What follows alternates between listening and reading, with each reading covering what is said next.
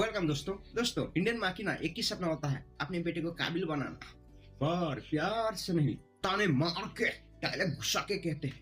माँ का सबसे पहला डायलॉग हमें सुबह उठाने के टाइम में आता, तब कहती है, जल्दी उठ जा, 11 बज चुके। शर्मा जी का बेटा तो उठ के भी काम पे चला गया। दोस्तों माँ ना हमें उठाने के लिए उस मनहूस का नाम एक हथियार की तरह यूज करती है। उसके बाद क्या बोलूं दोस्तों, उस मनहूस का नाम सुनते ही ना दिमाग गर्म होने लगता है। उसके बाद ना चाहते हुए भी उठना ही पड़ता है। लेकिन उठने के बाद टाइम देखो ना, 7 बजे होते हैं। और माँ से पूछो, माँ खाने में क्या बना है।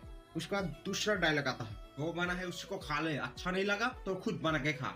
और मेरा फेवरेट डायलॉग का पता है, जब मैं दोस्तों के साथ में घूमने के लिए प्लान बना रहा होता हूँ, तब माँ का तीसरा डायलॉग आता है, हाँ घूमने के लिए जा जा जा, जब घर पर आएगा तब तुझे मैं खाना नहीं दूंगी। तो दोस्तों आपके घर पे सबसे फेमस डायलॉग क्या है, हमें कमेंट पे जरूर बताना। और जिस दोस्त को शर्मा जी का बेटा का नाम सुन के एलर्जी होता है, ये वीडियोस को जरूर शेयर करना।